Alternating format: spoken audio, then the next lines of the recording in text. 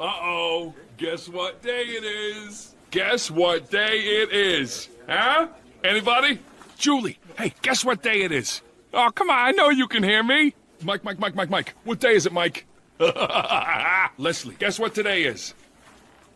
It's hump day. Woo-woo! Hump day, yeah!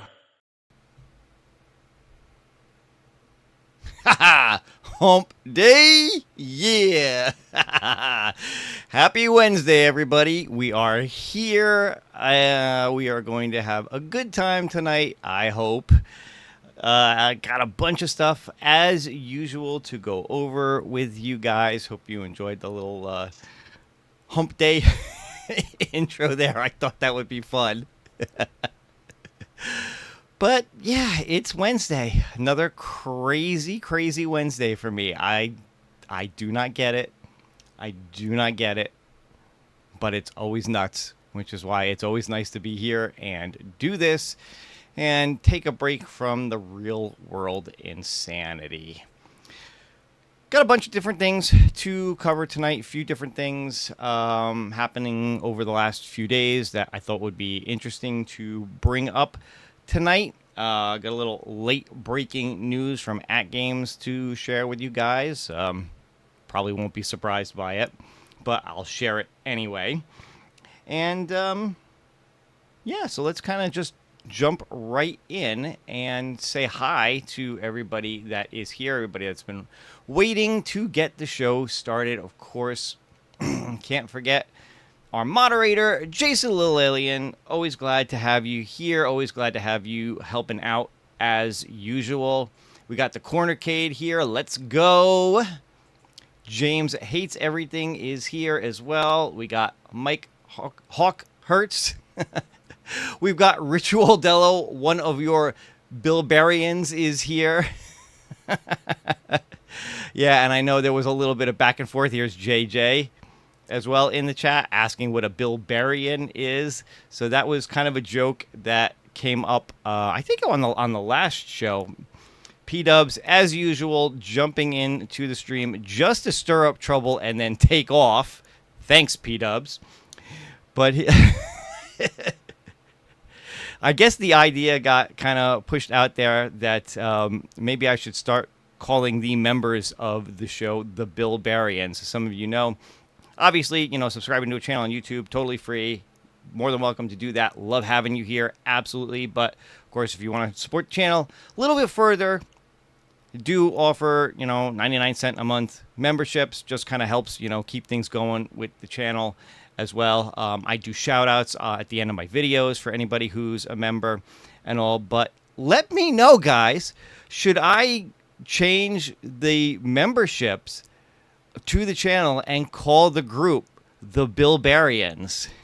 Is that what you guys want? Because if you guys want that, I'll do it. I'll do it. If you guys want to be, if you guys who are members or considering becoming a member want to be known as the Bilberians, that'll work for me.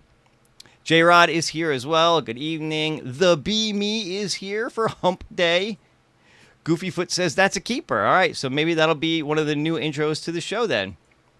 Dumper Squid here. Hello. Oh, Ritual Dell, that was your joke. Okay, I know that.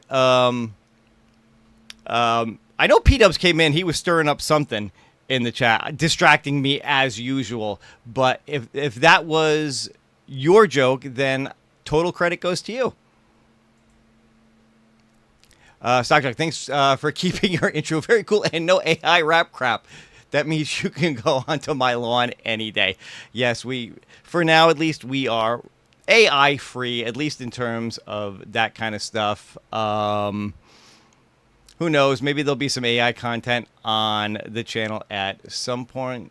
Jason, thank you so much for joining the membership. Absolutely appreciate it. You guys are awesome as always. All right, let's jump right in. Let's get started. We have got a feature-packed show as always. I like to bring you guys all kinds of different news from all kinds of corners of, retro gaming and different things like that. Hopefully some different things that you don't always get on every other show out there.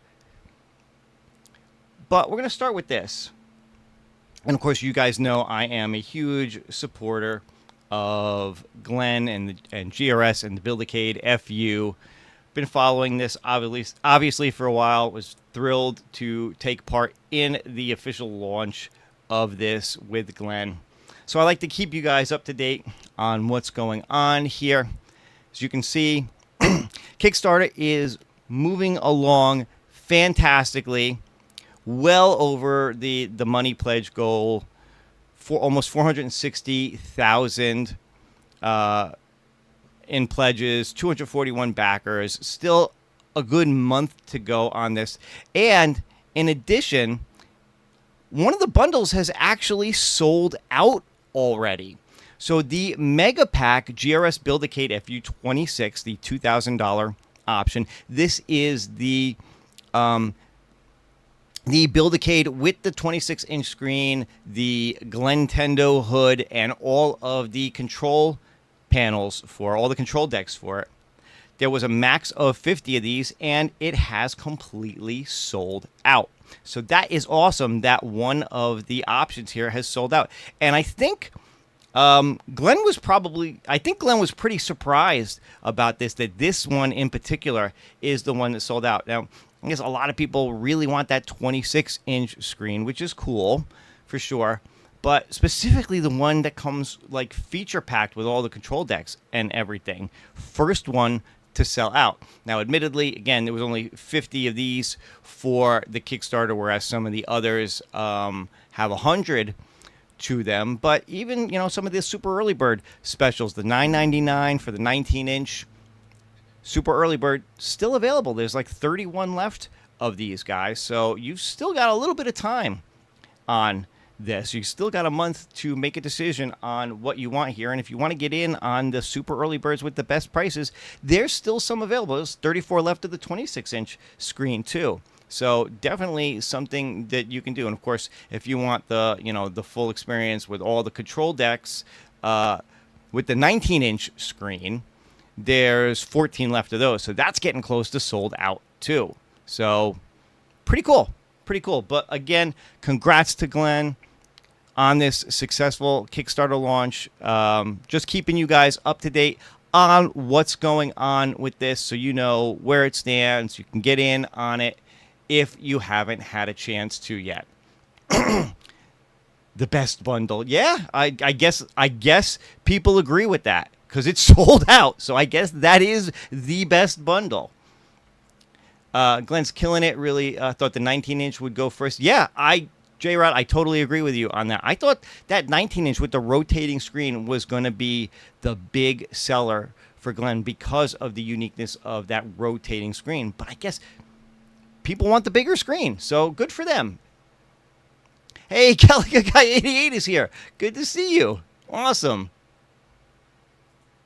All right, let's move on to the next thing. You know what? I'm going to move something up on the schedule real quick just to talk about this because I want to get it out of the way early so it doesn't bring down the rest of the show. But I guess a lot of you guys have probably heard by now the news on the passing of Ozzy Osbourne. So I just wanted to just kind of pay my respects a little bit here to that because I have always been a huge fan of Ozzy's. Grew up listening to Sabbath and his solo stuff with Randy Rhoads and whatever. So influential. Such an amazing character throughout the years. And it just so wild that it was just 2 weeks ago that they did that final show, which absolutely is his final show at this point now, for sure. But man, it's just such a shame that we lost such an incredible talent. So now I want to throw this out there, guys, because I'm curious what you guys would think of this. Now, a couple of years ago, you guys probably remember that Ozzy showed up at San Diego Comic-Con. He was there with Todd McFarlane, and they happened to be at the Stern booth. And this is the same year that they announced and released Venom. That was the machine that Stern was primarily showing off at San Diego Comic-Con. But of course, there was a lot of speculation that they were going to do an Aussie Pinball, and that's why Aussie was there. He was there signing things for his album Patient Number 9 that had just come out. Todd McFarlane was there not just to promote Venom, which of course he's a big part of Venom, but his own books and book signings and things like that. But there was a lot of speculation that Stern was going to do an Aussie pinball. What do you guys think? Would that be something that you guys would be interested in? Either, if you're a pinball collector, or if you saw an Aussie pinball or a Sabbath pinball at a arcade, would you want to play it? I know I would. I would love to see them finally do an Aussie pinball now. I mean, they've done Metallica, they've done other bands and stuff. I know obviously there's other pinball makers like who did Stern do? I was just playing it too. Maiden. Did Stern do Maiden, or was that Jersey Jack? I don't remember. That's one of my favorites. I think it was Jersey Jack that did the Guns. No, was it Stern? I keep forgetting who does what. But I know so many of there's so many different music themed pinball machines out there. I would love.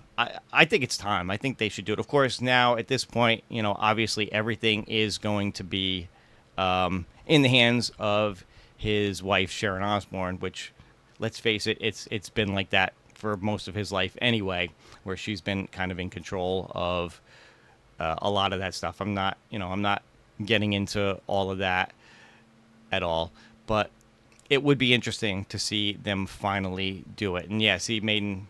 That's what I thought. I thought Stern was Maiden was Stern. God, that's a great one too. I mean, like I said, you put Ozzy right next to Maiden, right next to Metallica, and you got one hell of a killer pinball alley with those next to it. Yeah, Crazy Train pinball would be awesome. Yeah, his music would absolutely be perfect for a pin. Stern, I doubt you watch this particular show, but man, if there's any way you could make that happen, you'd make a lot of people really happy. That is for sure. All right. Like I said, I wanted to get the sad thing out of the way, but I wanted to just throw that out there on the idea of, what if Stern actually finally did make an Aussie pinball? And I think it would go over, bananas. I think people would absolutely love it for sure. But let's get back to some news. And let's jump in and talk about this. So I'm sure some of you guys have seen this already, but I wanted to bring this up a little bit. So this is the Atari 2600 Pac-Man edition. Now, a couple of years ago, Atari put out their new 2600 Plus console that plays both the 2600 carts, 7800 carts, and these new carts that they're putting out. And of course, since then, they've also done their Atari 7800 one, which is basically the same system, just, looks like a 7800. I think there might be some, I know Jason will probably correct me here.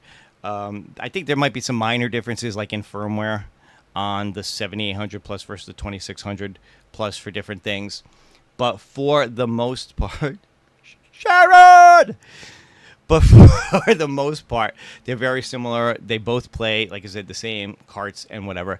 But what do you guys think of this? I'll tell you, it looks cool. That's for sure. I do. Yeah, again, it's not accurate to the original 2600, of course, but it's not supposed to be. It's supposed to be a specially branded version of the the 2600.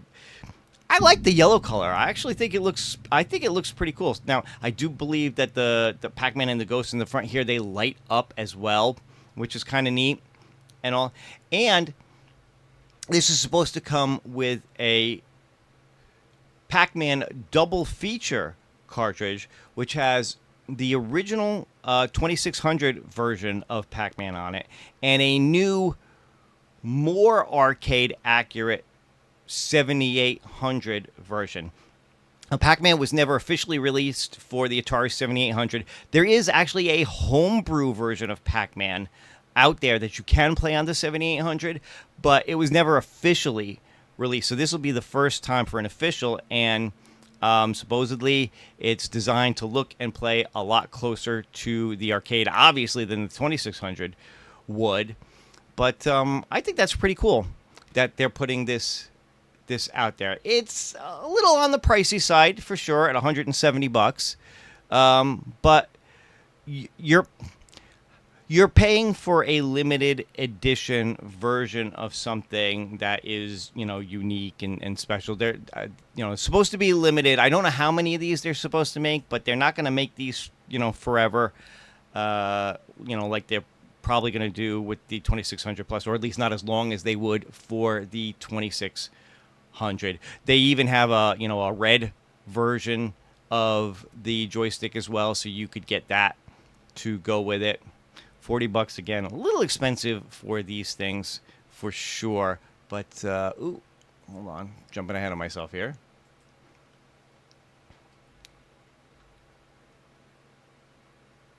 But I do think that this is pretty cool, and it's probably not something I would pick up, but, it's good on them to be doing some different stuff, for sure. 7800 Plus probably works with the Keypad Star Raiders and car racing games. The original 2600 Plus had issues with that. The new Pac-Man edition has the new Parody Board, which... yeah, well, that makes sense. That makes sense that if they're going to put this out, that they would use the new updated board, newer firmware, and things like that. So, it's a good reason to get this one over the original one, I'm sure. Looking into allowing those who have the 2600 Plus to update the new board. Oh, that would be cool. That would be cool. I hope they do something like that. If they hit Woot, I'm in. You never know. Probably not with something like this that's supposed to be, a limited special edition. I do like that red joystick. I agree with you. I think that red looks even cooler than the yellow one. I mean, yellow, I'm not a big fan of the color yellow to begin with. Although I do, like I said, with the branding on this, I do think it looks kind of cool. But the red joystick is really cool. And yes, I saw that. I've seen this thing around a few times. I've actually considered getting it. But man, doesn't that look cool? That is really neat. All right, but in other Atari news, they've also announced a new DLC pack for the Atari 50th Anniversary Collection, this time focused on Namco. So this kind of goes right in hand with the Atari, with this Pac-Man edition of the 2600 Plus, with them putting out the 7800 version of Pac-Man, which, if I'm reading this correctly, it's a shame that they're not including that on this collection. I guess maybe they want to keep it limited to that special cartridge for the 2600 Plus, but it's too bad that they didn't actually include it with this bundle as well. It looks like this is going to come with the 2600, the 5200, and the Atari 8-bit versions of Pac-Man. You're also going to get versions of Galaga, Galaxian, Dig Dug, and Xevious, including arcade versions of Dig Dug and Xevious on this. So this is pretty cool. I love this Atari 50th Anniversary Collection. I have this on my Switch, still play it once in a while. I think this is really cool. I don't know if they've mentioned whether or not there's no release date on this. This is probably also going to be paid DLC, although I haven't seen anything that confirms that yet. Maybe there's a different article out there that has confirmed that. Either way, I would probably pick this up just to add to that collection. And again, this has been out for a couple of years now, I think, and they keep updating it. They keep putting DLC out for it. They keep adding to it. And what's cool is every time they put DLC out for this, it's not just the games that they're adding. They're adding interviews and pictures and video and all kinds of stuff to go with it, which just makes it, that much more interesting for the collection because, you know, obviously these games are out there. You can play them other ways without having to buy them or whatever, add them to this collection. But it's the bonus material, I think, that kind of adds to the incentive for picking something like this up, for sure. All right, what are we talking about in the chat here? There's a joystick in all colors of the Ghost, not just red. Oh, okay. I just saw the red one. So that's pretty cool that they're putting out multicolored joysticks to go with this. So, you know, pick your favorite. Also, there's a deal with Nintendo for Donkey Kong and Mario Brothers 2600 cards. Likely will never happen, but the greed of Nintendo could always run. You never know. You never know. Hey, Jim the Pacers fan is here. Good to see you. Thank you very much for coming by. Oh, so wait. So Gallagher, you have that decanter? I'm gonna have to check out your review. Awesome. Papa Brad is here. Hello, hello, hello. Good to see you. throwing up the horns. I'll get that the games on that expansion because I love the documentary footage on that collection and all the visuals. Yeah, that's Brooklyn. 100% with you. That's what I was saying. It adds so much to the collection because I've said this before. I'm a total nerd when it comes to like the history of games and the stuff like that. I love watching those, you know, the documentaries on all these, you know, Atari and Nintendo, Sega, all these different companies. You know, even if sometimes it feels like, you know, you've seen one, you've seen them all, the story's the same. Some of these documentaries put different spins on things or whatever, or they come from, you know, from different angles and all. I love that stuff. I love knowing more about the background and the history of these games. So that is something that I think is really cool and one of the reasons that I really enjoy the 50th anniversary celebration and everything that they've been doing. Take a quick sip here.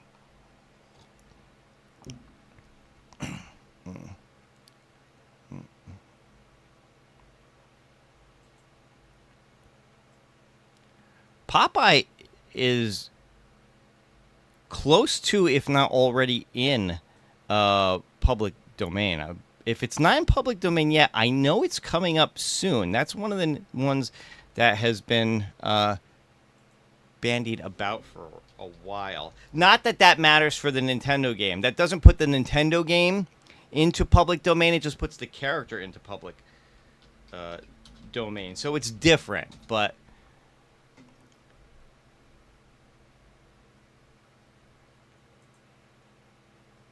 trying to figure out.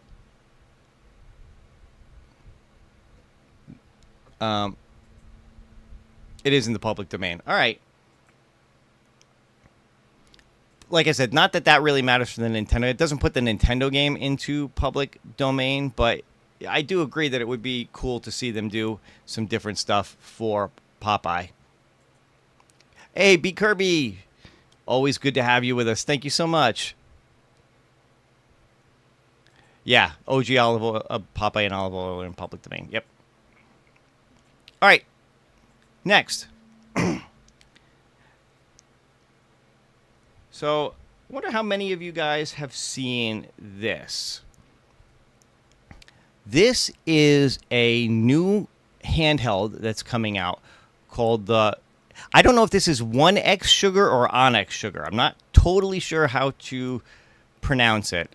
But it's a dual screen transformable handheld. Of course, obviously, you know, a lot of people see this and the first thing they're thinking is to be able to play like DS games on it. This is designed to be another one of those handheld emulator devices.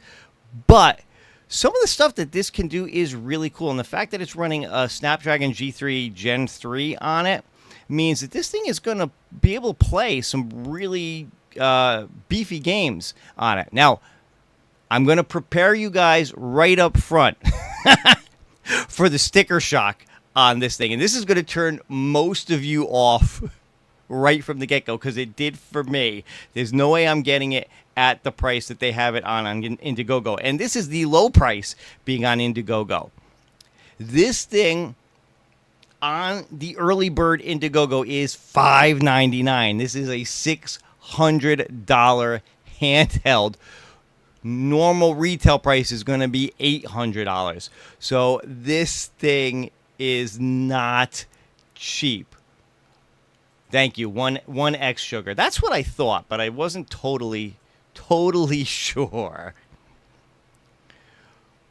But this thing just looks so amazing what it can do. I mean, you can play it in single screen mode. You can play it in dual screen mode. You can have the smaller screen at the top with the bigger screen at the bottom, vice versa. So you can see how it kind of transforms around to be able to play the way you want to play it. I mean, yeah, I know at that price, oof. I know. Believe me, I get it. But this thing, like I said, it is pretty beefy for what you get. That Snapdragon is definitely no joke. 8-core, 64-bit Qualcomm. All the specs are down. Let me find the specs. They're down a little bit further. I think it's running Android, if I remember correctly, on this. Let me see. Come on, where's all those specs? It's got Hall Effect joysticks.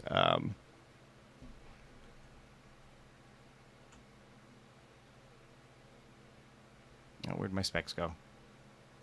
Did I lose them trying to blow up the screen? Here we go. Make it a little bit easier to see. So we've got the Snapdragon G3 on this. GPU is a Qualcomm Adreno A32 GPU, 16 gig of RAM with 512 of storage, plus, of course, you've got SD cards on it. Both screens are OLED. You got basically a 4-inch. The smaller screen is a 4-inch OLED screen. The bigger screen is a 6-inch OLED screen. You can see the resolution, 1080 by 1240 on the small one, 1080 by 2160 on the bigger one. Interesting aspect ratios, 8:7 and 18:9. 5600 milliamp battery. See how well that does with the two screens, for sure. Triggers and shoulders are micro switches. You've got Hall Effect joysticks on this thing. You've got dual rotor motors and single linear motor. You got a gyro and accelerometer on it. It's got Wi-Fi and Bluetooth, of course. Yeah, it is running Android. It's Android 14. Single screen mode, dual screen mode, 486 grams. So this thing is also not too light for sure. But just looking at this, I mean, you've got your pads, very similar to like a Switch, except dual joysticks instead of one of them being a D-pad. Your up, down, left, right here. This is kind of like your D-pad with a stick here. You got your... actually, I guess that is like the Switch, isn't it? Stupid. So you got your D-pad here. You got the joystick here. You got your other joystick here with the ABXY. Start and select. You got speakers underneath. You can see the screen on the back and everything. And like I said, there's all these different ways that you can kind of transform this thing to play. I mean, it's a neat concept.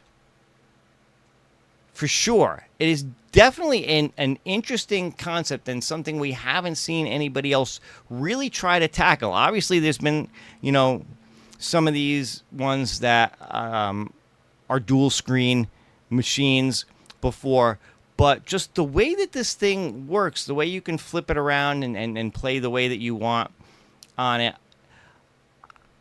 Man, if it wasn't for that $600 price point, this thing I'd be all over this. It just looks so cool. Bring your own game. I would assume it's a bring your own games type device. Yes. Although, like I said, it's running Android, so you'd probably be able to load, any Android games you want on it. Probably, I'm assuming it's going to come with some emulators. If not, you can always get Android emulators for which are fine. There's a lot of really good emulators on Android for sure. Yeah, exactly. It's just that pricing on that thing. Woof. For $600, it better do what it says on the tin. That's for sure. This thing's going to be a bust right from the launch. Who makes this thing? it's their first product. Well, you say that, but this thing launched like 2 days ago. And they're already at $200,000 with 366 backers. So I don't know. I don't know about that. I mean, they've already gotten a significant amount of backers, well over, I guess, their whatever their flexible goal was. This campaign will receive all funds raised, even if does not reach its funding goal. Well, it's reached its funding goal from what it looks like. So I don't know about that.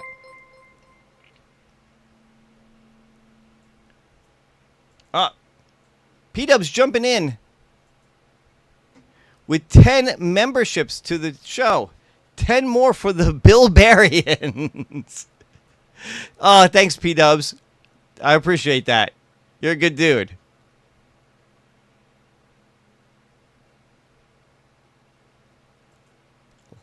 Bill, I found something. Uh-oh.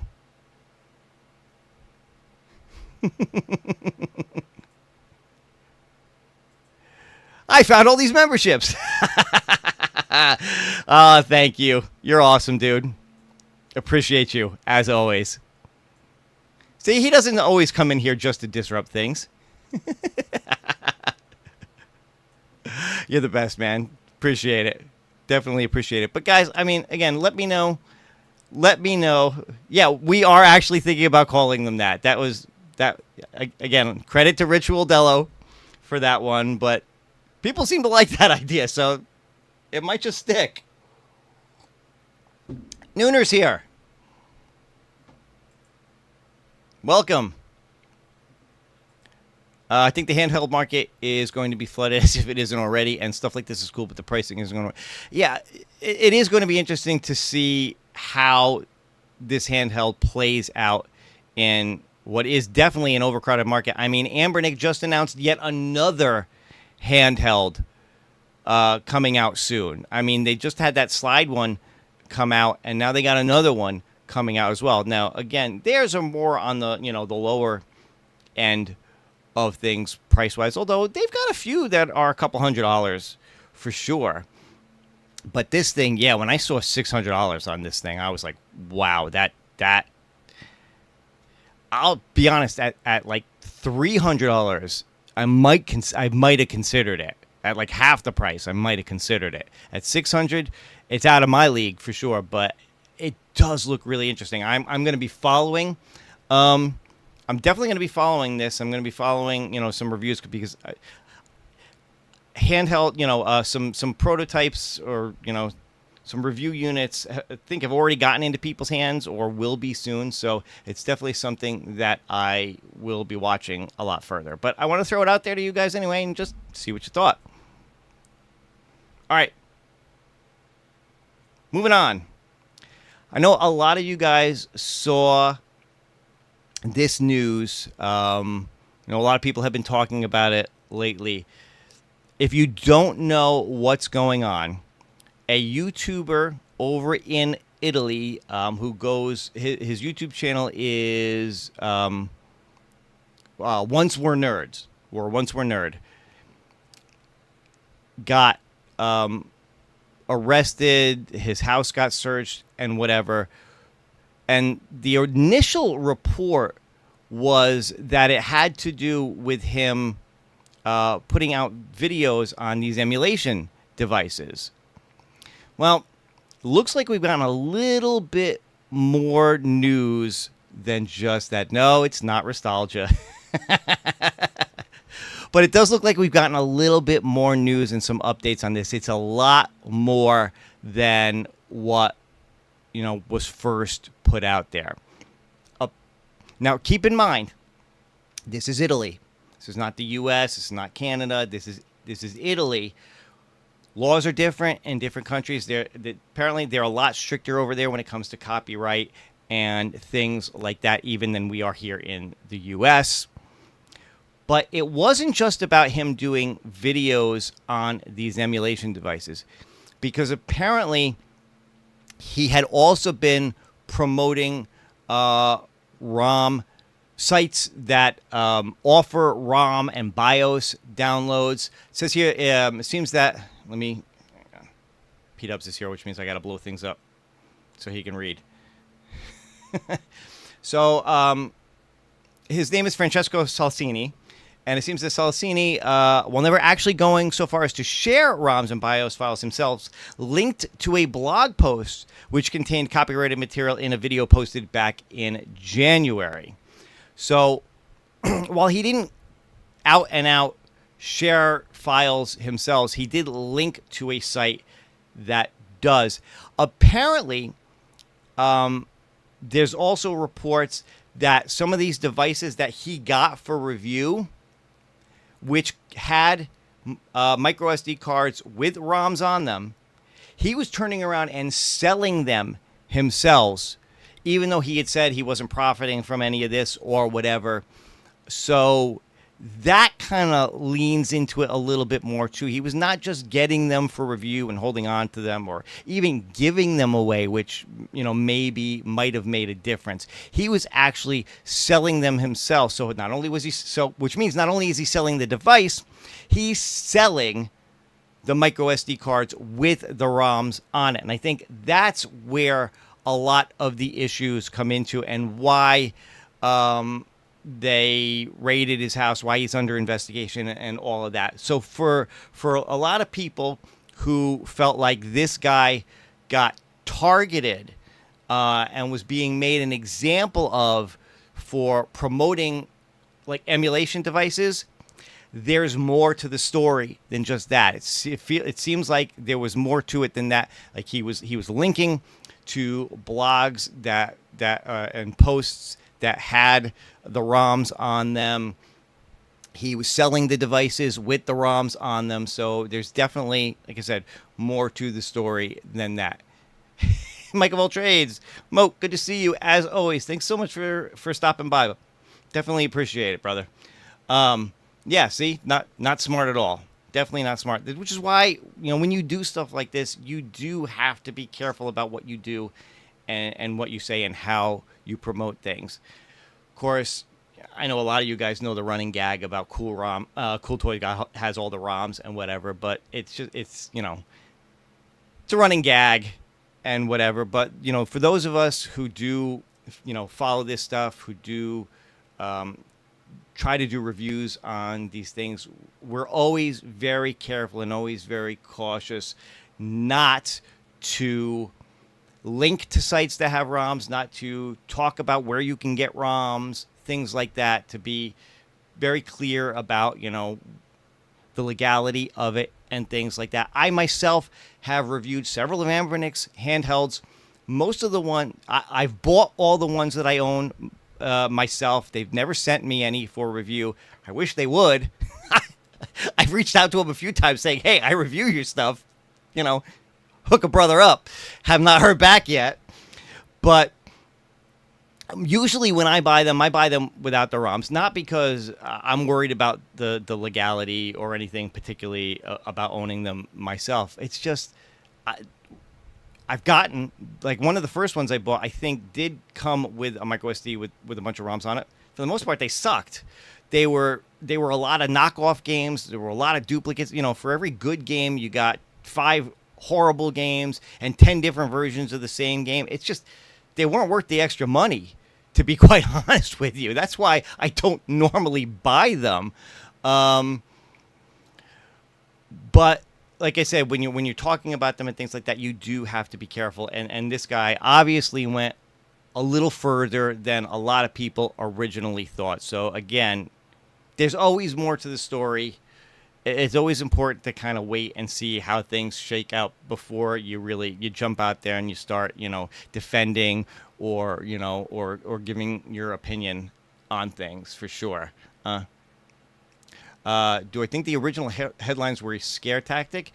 Not necessarily. I mean, especially when you consider I guess it would depend. I think let me say it this way. I think the mainstream news media, probably yes. I think the gaming news media, places like Time Extension, which is where this article is from, no, because they get it. The mainstream news media doesn't know anything about this stuff half the time. So everything to them is a gotcha and a scare tactic in a lot of ways, regardless of what they're talking about. Guy set himself on fire. He was a moron. Yeah. But like I said, the truth always comes out with these things, and sometimes you just got to kind of wait. Always more to the story. Takes both sides of the story to tell the truth. Absolutely. Let's see what else we got going on here.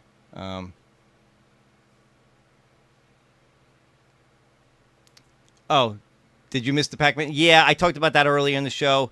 You just go back and watch the replay. Bobby 1ALU, you'll check it out. I bet he's Cool Toys' cousin. I don't think so.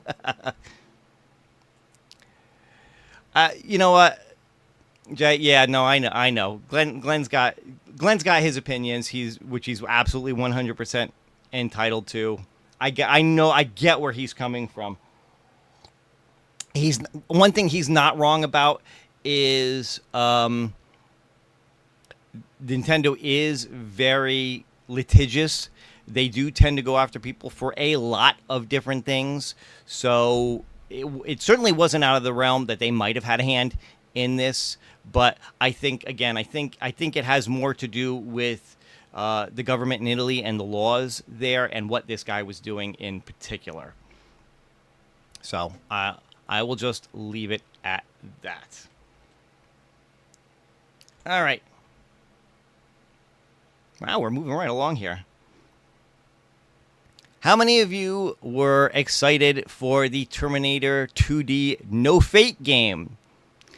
Well, for those of you who were excited, you're going to have to wait a little bit longer for it, because while it was scheduled to launch in September, it is now coming out in October. So it's just moved a little bit, but it's the end of October, unfortunately. So we do have to wait just a little bit longer. I don't know, maybe Halloween is the perfect time to release a Terminator game. Terminator 2D No Fate will now be releasing on October 31st. Coordinating and manufacturing the physical release has been a longer process than we anticipated. As a result, we had to delay the release of the game. We apologize and thank you for bearing with us. So it looks like this game is going to be just a little bit longer before people can get their hands on it. Now, this is one for sure that I am really excited for. This looks like it's going to be really cool. Looks like it's going to be a lot of fun. So it does kind of suck that it's almost a 2-month delay on this one, because it was originally supposed to come out on September 5th. Now it's going to come out October 31st. Oh, you don't think the BB? Are you saying you personally were not excited for this particular game? And that's fine if you're not. That's cool. Not everybody likes everything. That's fine. Yeah, I think a lot of people will be happy to get their hands on a physical release for this one, which actually surprises me. I thought for sure this was going to be, just a download only kind of game. So I'm glad that they're actually putting this out as a physical release too. So pretty cool. But unfortunately, we got to wait just a little bit longer on that. And speaking of delays,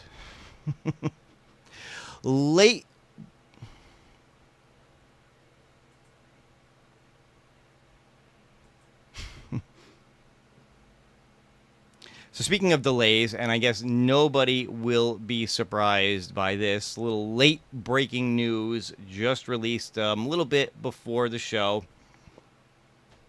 At Games, delays. Go figure. I feel bad for them. Again, I say it all the time. I'm a fan. I do love their stuff. I do obviously have something of a relationship with them on their media group and whatever, but I don't know what's going on over there right now that they keep. I mean, this has been this has been an entire month of delays for them. I don't think anything that was supposed to come out, nothing that was supposed to come out this month has come out so far. So now the Zen Studio Pack was supposed to come out, today. We didn't even know what it was going to be. They still haven't even announced what that one is going to be. We know the one from earlier this month was supposed to be Honor and Glory. That's still delayed. Now this one's delayed. The Wildfire one is still delayed, and now Supersonic Deluxe, which was supposed to come out tomorrow, also delayed. Both releases have been postponed. We understand the excitement and anticipation around these pinball packs. We're just as eager to share them with you. Thank you for your patience and continued support. We'll announce the new release dates as soon as they're finalized. Stay tuned. So, again, it feels more than a coincidence that every single title that they were supposed to put out this month has been delayed. I don't want to speculate on what's going on because I honestly don't know. I really have no clue on it. Could it have something to do with that, JJ? Maybe. I don't know. I'm being 100% honest on this. I haven't the foggiest clue why all this stuff is being delayed. I just know for those of us who've been waiting for some of this stuff, really want to see some things come out, it sucks. It really sucks that they've had an entire month of delays. I hope whatever it is, I hope they can figure it out and get it sorted soon, because we're coming into August. That they're like a week away probably from normally announcing their calendar for August. I don't know what we're going to see on that right now, if anything. At this point, I'm just hoping the stuff from July gets pushed over to August and we see it then. So, I don't know. We'll just have to wait and see. But I want to throw that out to you guys in case you missed it. Like I said, I ran across that like maybe 10 minutes before the show started. So I figured I'd throw you guys some late breaking news there. All right. Now that I got all that out of the way, let's spend the last few minutes of the show talking about this. And it's good that I've only got about 10, 15 minutes to talk about this, because I feel like we've talked about this a lot. I did a video on this already. A lot of other people have already talked about this. But for the sake of the live show, while I've got you guys in chat and I can,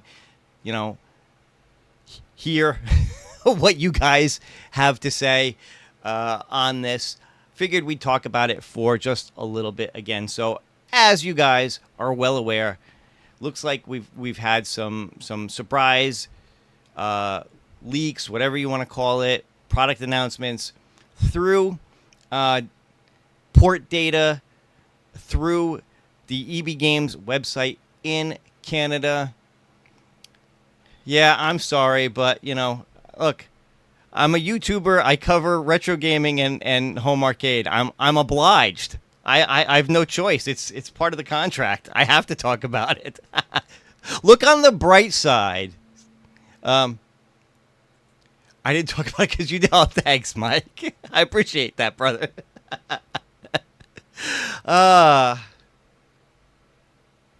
Look on the bright side. I left it for the last 10 minutes of the show, so it's not an entire show on it, okay? So look on the bright side.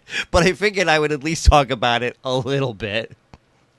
Anyway, so we've seen this, EB Games in Canada. We've got this big Buck Hunter Mossy Oaks Deluxe Edition. Of course, we've got the Terminator 2 Deluxe Edition as well. I really wanted to talk about this one again, primarily because I wanted to update some of the stuff that I talked about in my video for this, because I kind of stumbled on this almost as I was making the video. I knew about the port data. I was originally going to talk just about the port data on it, and then while I was I kind of ran across this as I was looking at the Mossy Oak one on the same website there, so I kind of threw it in. And I didn't really take the time, I'll be honest, I didn't really take the time necessary when I was putting the video out to really dive into what this one was all about. And that's on me. You know, sometimes you try to do things in the time that you have to try to get a video out quickly. And, you know, sometimes it's good, sometimes it's bad. One of the things that I really didn't click with me the first time around was the dimensions on this thing, because let me see if I can find, because this is the picture that I saw. Okay. And as you can see here, everything's in centimeters, because, you know, Canada. And I don't really take the time to really dive into actually translating this to inches where my brain could process it. So it didn't really dawn on me exactly how much shorter and how slim this thing really is. I mean, this thing is what? And of course, the dimensions are here, which I could have seen and just missed. But 61 inches tall is a good 4 or 5 inches underneath the original, for sure. The 18 or so inches wide is not that bad, but that 18 inches deep puts this in that slim-cade category that we've seen so many of the other ones as well. And of course, you can really see it. Let me see. Is there a... Yeah. Looking at it here does make it a lot more obvious, especially when you see how far... how far down the Terminator is on this. Oh, it's cool. Just got an SU. Oh, okay. Let me see if I can find that. Give me a second, and I will try to find that and pull that up for the last couple of minutes of the show. Thanks, Mike. Appreciate it. But like I said, I just wanted to kind of update some of the things that I said on my video, not take too long on this. Because I'm a lot less, not that I was super excited about this. At $600, this wasn't something that I was going to plan on purchase. Again, that's $850. That's Canadian. It's going to translate to about $600 US. So keep that in mind. So it's kind of right in line with, you know, some of the recent cabs and things like that you know are shooter cabs and stuff. Little overpriced compared to some of the other just normal deluxes that they've done. But yeah, that for me, that brings the excitement down even further, knowing that this is a shorter cab, knowing that it's that slim cab. Now, the slim cab for a shooter like this in playability isn't going to make as much of a difference, because you're not standing at it with joysticks and buttons rocking this thing. It should just sit there. You're going to stand back and shoot at it. So in terms of it be stability, not that big a deal. It's the concept. It's this overall idea of making these things slimmer, of it not fitting in with cabs that they've done in the past and things like that. So that's what really bothers me about this. And yes, 100%. Really should have made XL versions of their shooters include all the light gun titles that they have access. Well, I half agree with this, JJ, and I understand the sentiment. I do. First off, 100% XLs at 19-inch screens minimum on these would be the way to go for a shooter. I have the Arcade Gold. I play a lot of the Sinden light gun games on there. It's fine with the 19-inch screen. It's fine. And that's tall enough, too. Not quite as tall as an XL would be, but it's up there. It's definitely among like the taller deluxes would be. So I agree with that. As far as putting all the shooters on one cab, they can't do that for licensing purposes. They just can't. You can't put, you know, the Namco games or the Raw Thrills games with Terminator. I mean, I know people would have loved to see them even go a step further and maybe put Revolution X on this. That would have been a great move for them if it was possible. I don't know how feasible that is, even though both are Midway games. I don't know how feasible that is because you're talking about the T2 license and you're talking about an Aerosmith license. It's quite possible that one wouldn't allow the other. It's also quite possible that this would be an 850 US cab if they did that because of the licensing of both Terminator and Aerosmith. So those are the things you do have to kind of think about when it comes to things like this. I understand. I agree with the sentiment. It'd be great to have like one shooter cab. That's why, if you're going to do something like this, get the Buy Stuff retro shooter mod or do the Mystery Encoder soft mod on something like this. Make it your own cab with the games that you want on it. Now, again, you're talking about having to spend $600 up front and then a few $100 for, the retro shooter box and all that kind of stuff. So it makes it an expensive cab, but it will give you what you want. So just wanted to throw that out there. Let me bring myself up here and go see if I can find what Mike sent me.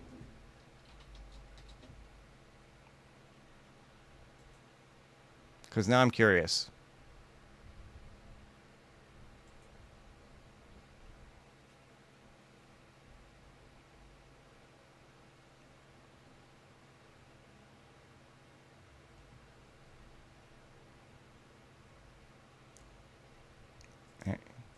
Oh, hang on. Oh, okay, hold on. I'll share this with you, but I'm going to have to turn the sound down. Mike, is this what you were talking about?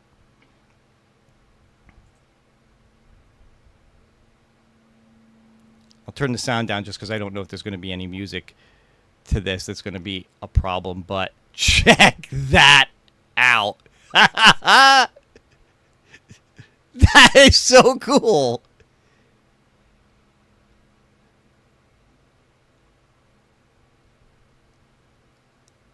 No, it does not really play, does it? Does it really play?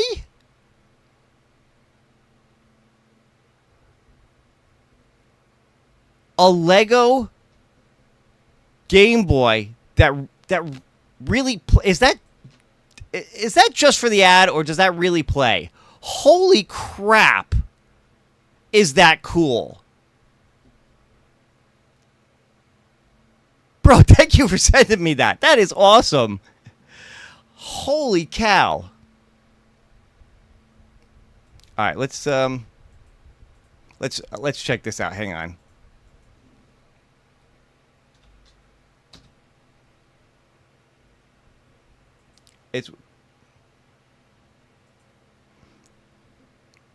Let me see if I can find it. Let me see if I can find it on here. I see. Or can I get the link? Hang on.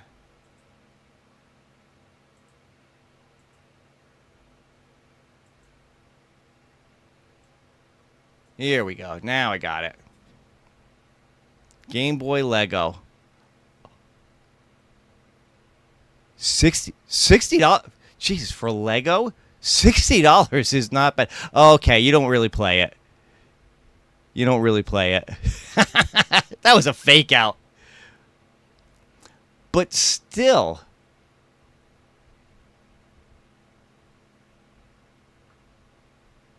Yeah, I should have known. There was no way it was going to have the, you're going to build it with the guts to play it. But damn, that's cool. $60 is not bad for Lego.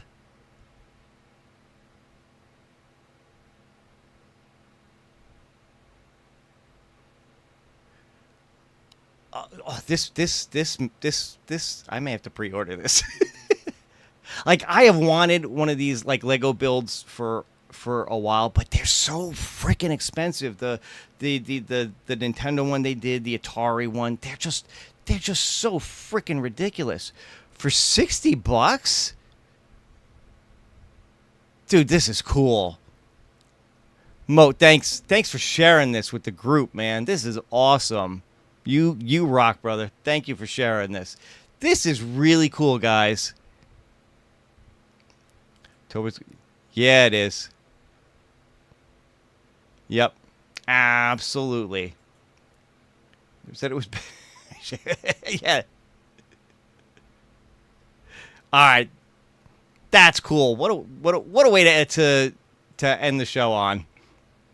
That thing is really cool. I'll talk about that over rehashing the Arcade1up stuff again. Like I said, I mostly I just wanted to, you know, like, not even so much correct what I had said in the video, but just add to it a little bit in terms of that stuff. But guys, I hope you had a good time tonight. Hope you got something out of it. Maybe you heard something or saw something that you weren't aware of, or got a little more context on some of the stuff. And of course, that little surprise at the end, thanks to Mike of All Trades. Guys, be sure you're subscribed to both of Moat's channels.